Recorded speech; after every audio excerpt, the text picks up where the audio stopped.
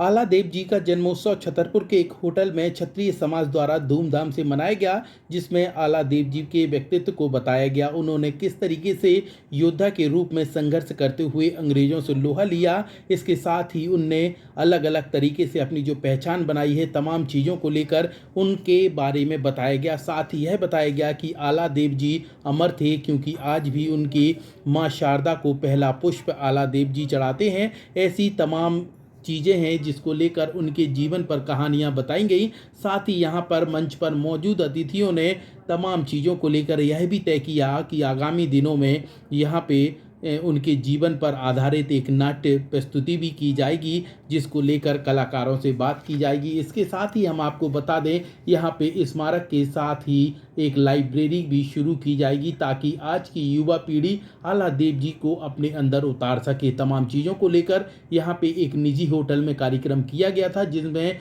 उनके जन्मोत्सव को लेकर आला देव जी के बारे में पूरी कहानी बताई गई और यह बताया गया कि किस तरीके से वहाँ पे वह संघर्ष किया करते थे और आज उनके संघर्ष के बाद आला देव जी को आज भी याद किया जाता है और वह अमर हैं, क्योंकि माँ शारदा के पहला पुष्प सुबह के वक्त आला देव जी का ही चढ़ता है, इसलिए उन्हें अमर बताया गया है। तमाम चीज़ों को लेकर मंच पर मौजूद अतिथियों ने क्या कहा, अब यह सुनवाएंगे, लेकिन उसके पहले यहाँ पे छोटा सा ब्रेक ले लेते हैं। कहीं मत जाइए, ब्रेक के उस पार आपको सीधे मंच पर मौजूद अतिथियों को सुनवाएंगे, ताकि आप भी समझ सकें कि किस तरीके से आला देव जी के जीवन पर आधारित यह पूरा जन्मोत्सव रखा गया था और इसके बारे में अतिथियों ने क्या कहा वह सुनवाएंगे। लेकिन लेते हैं छोटा सा ब्रेक।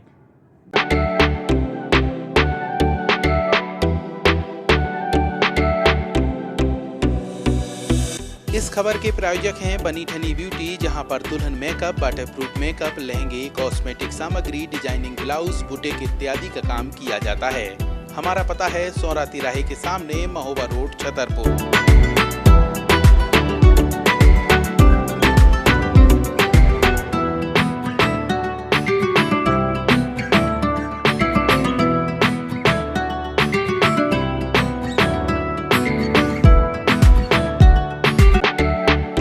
क्षेत्र में वीर योद्धा हुए हैं या ऐसे लोग हुए हैं जिन्होंने अपने चरित्र से न केवल इतिहास की धारा को बदला है, बल्कि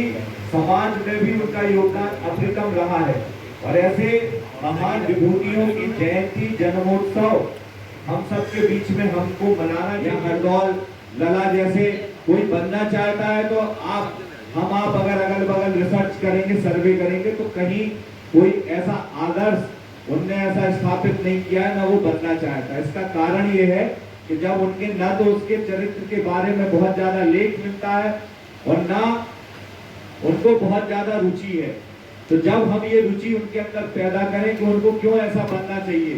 क्यों उनका व्यक्तित्व ऐसा होना चाहिए कि जब हम इस संसार में जब तक रहें तब, और जब हम संसार में ना रहें तब भी हमारे कृतित्व की और व्यक्तित्व की चर्चा हो। ग्रंथों में भी है, लेकिन ग्रंथों में एक अंश है बहुत बड़ा जो लगातार हमारा वाङ्मय है, जिसे हम ज्ञान की परंपरा कहते हैं, वो अलिखित चली, मौखिक परंपरा रही है, वाचिक परंपरा रही है, जो हमारे गुरुकुलों में चलती थी, हमारे बुजुर्ग हमको सुनाते थे, हमारी दादी हमको सुनाती थी, हमारे पापा हमको सुनाते थे, गाँव में हर जगह होते थे। और लगातार हम भले ही साक्षर नहीं थे, लेकिन पढ़े लिखे ना होने के बावजूद भी ज्ञानवान थे, विद्वान थे। केवल पढ़े लिखे होने साक्षर आज दुर्भाग्य हो रहा है कि हमारे पास डिग्री तो MBA की भी है, हमारे पास MSc की है, मास्टर डिग्री है, लेकिन ज्ञान के मामले में, जीवन मूल्यों के मामले में हम निरंक हैं।